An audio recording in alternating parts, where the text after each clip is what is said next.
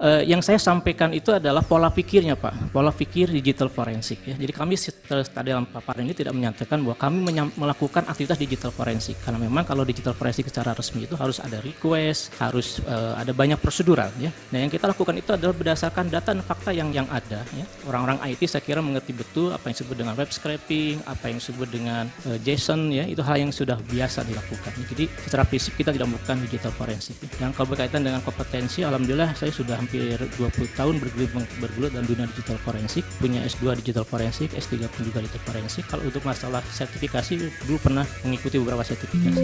Terima kasih.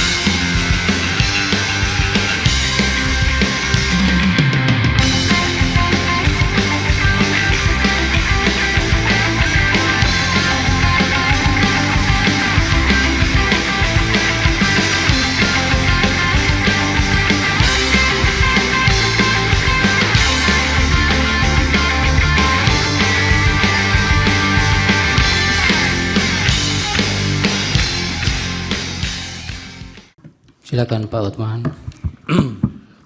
Saudara ahli, dalam praktek sampai Mahkamah Agung, agar audit dari ahli digital forensik memenuhi syarat, diperlukan berbagai persyaratan.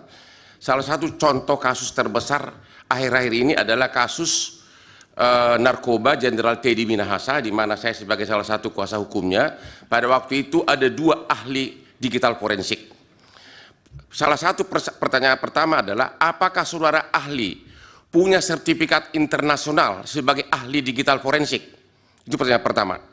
Karena di pengadilan umum itu kalau Anda tidak punya, Anda tidak diakui. Yang kedua, salah satu syarat mutlak agar digital forensik sah adalah account tersebut, aplikasi tersebut harus dikasih secara utuh kepada ahli, kemudian diaudit, kemudian ada istilahnya itu di-celebrate, isinya semua dibongkar. Itu mirip dengan audit kantor akuntan. Tidak mungkin kantor akuntan melakukan mengeluarkan neraca rugi laba tanpa diaudit semua dokumen dari perusahaan. Pertanyaan saya, apakah Anda pernah melakukan audit digital forensik di mana KPU, ya ini harus KPU menyerahkan kepada saudara si rekap tersebut untuk Anda audit? Pernah nggak dikasih? Dan kemudian dibuat berita acaranya dan kemudian di-celebrate isinya semua. Disitulah ketahuan kelemahan sistemnya dan sebagainya. Dan itu banyak parameternya.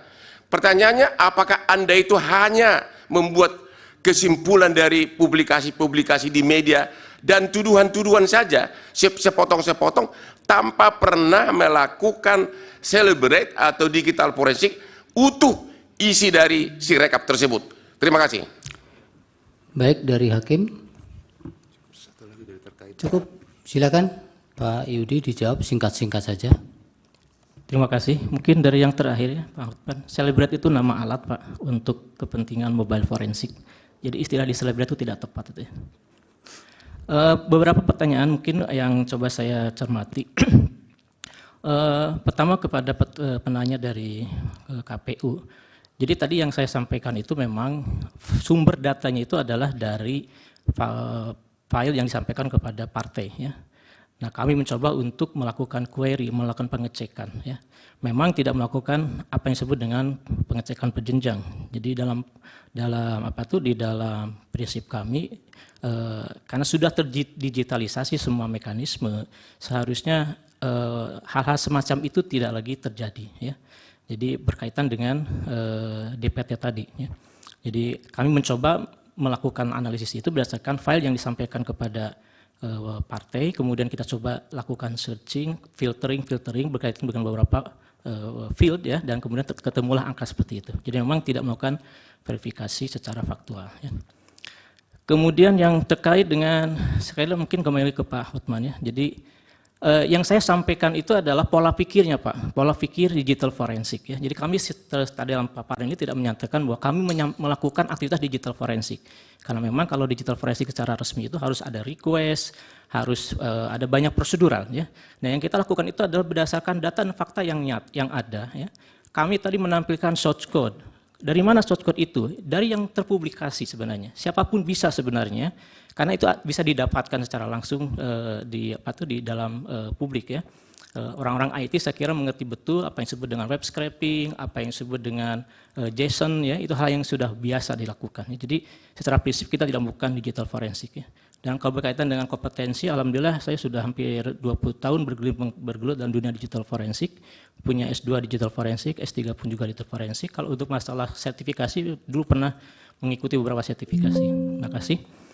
Kemudian berkaitan dengan dari Bang Refli dan Pak Bambang mengenai kapan mulai terdeteksi angka itu. Jadi kalau kita membuka satu situs, nama itu adalah web archive atau arsip internet itu, maka kita bisa melihat pada tanggal 14 Februari jam 18 itu ada saat pertama kali Sirekap itu muncul datanya.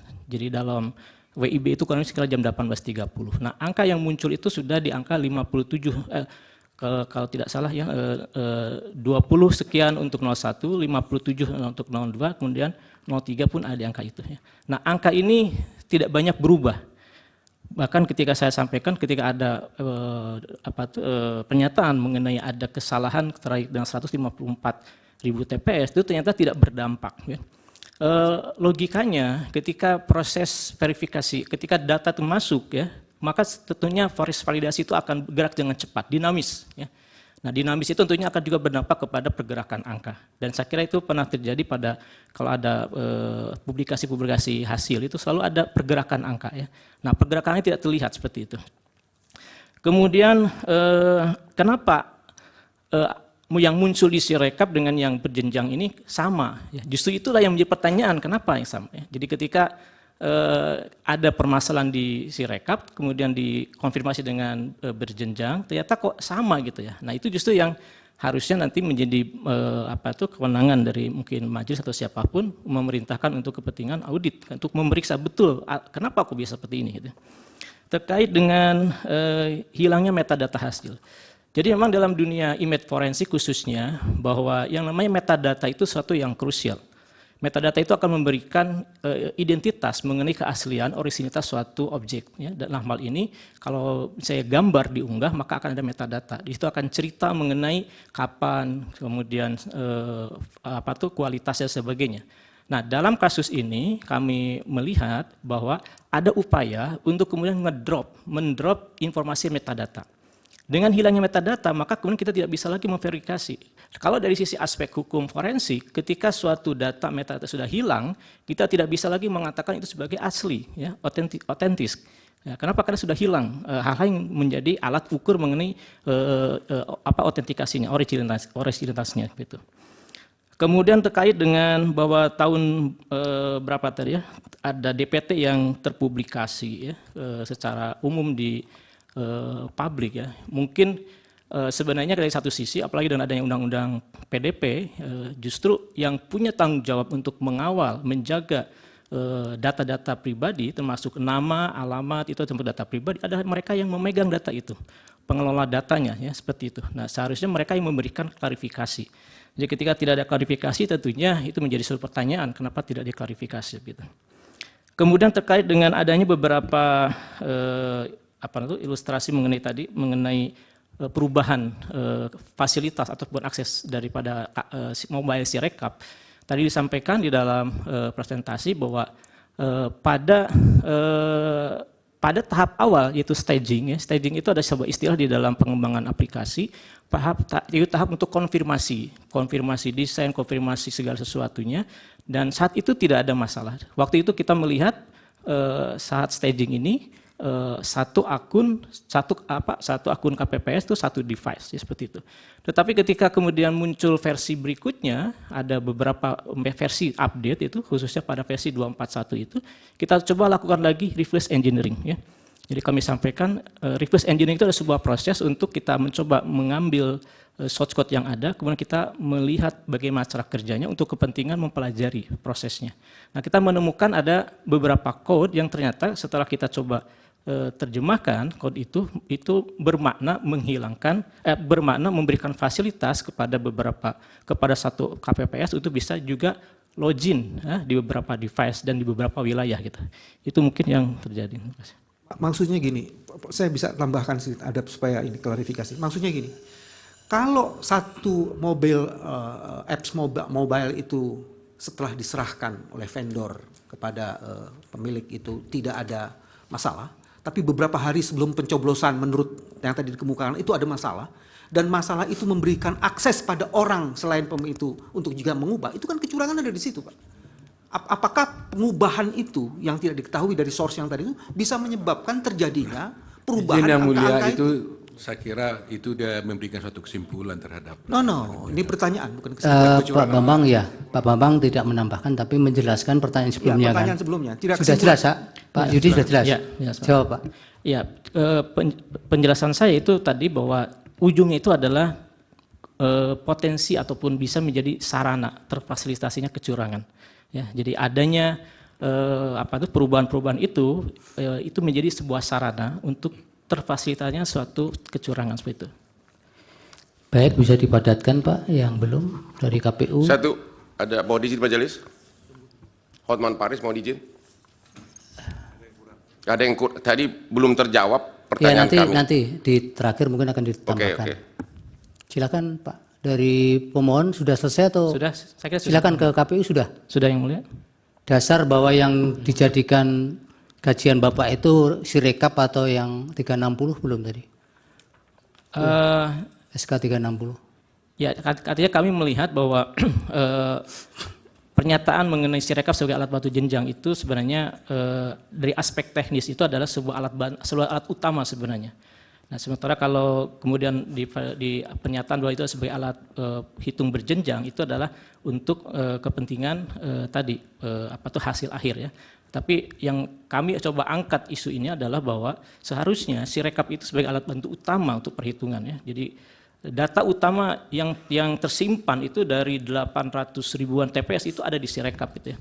Seperti itu ya. Seharusnya dengan kualitas yang sesungguhnya yang handal itu semuanya bisa tercetak di situ ya. Kalau mau verifikasi di situ, kalau mau validasi ada di situ semuanya gitu.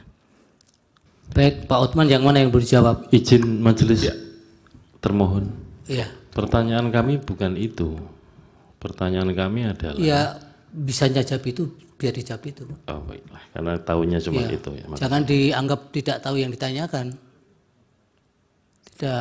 Baik, yang Pak Otman apa yang Pak Otman yang belum jawab? Yang tadi hasil audit saudara kan untuk dipakai sebagai alat bukti yang sah di pengadilan. Dan Anda tadi mengatakan memang persyaratan formal untuk itu belum dipenuhi, yaitu ada request dan pemilik account harus ngaji secara sukarela.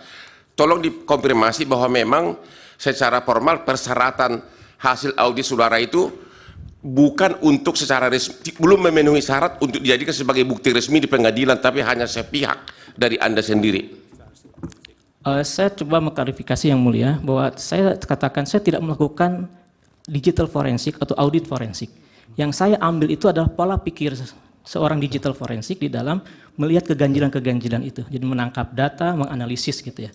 Seperti itu yang mulia. Bukan audit ya? Ya, bukan. Asumsi doang berarti asumsi majelis ya, makasih. Baik, terima kasih Pak Ali, Pak Yudi keterangannya. Oh, terima kasih. Ada tambahan dari Hakim sedikit, Pak Yudi? Ya. Sabar sebentar.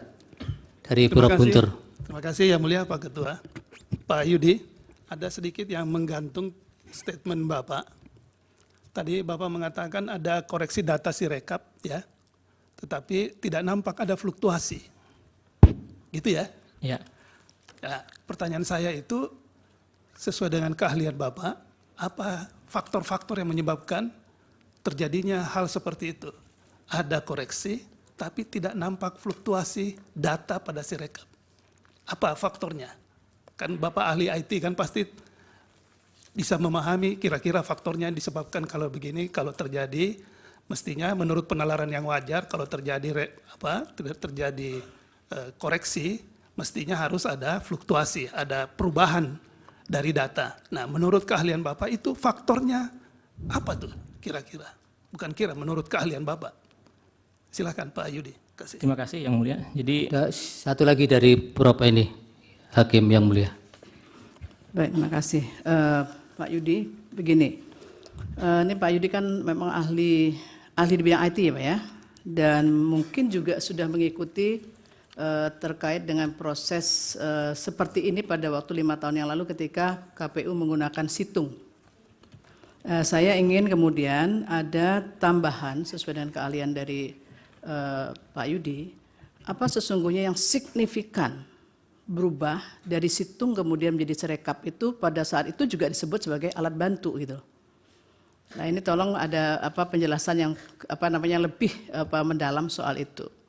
Karena dulu juga situng ini juga menjadi salah satu yang dipermasalahkan di dalam proses persidangan dan sekarang muncul lagi Sirekap. Lah ini coba dijelaskan dari sisi keahlian Bapak apa sesungguhnya sudah berubah sebagaimana juga pada waktu persidangan yang dulu itu juga ditekankan mengenai bagaimana seharusnya untuk lebih mengoptimalkan keakuratan dari penggunaan sistem itu. Coba dijelaskan apakah ada perbedaan yang sangat signifikan dari kedua sistem itu. Terima kasih.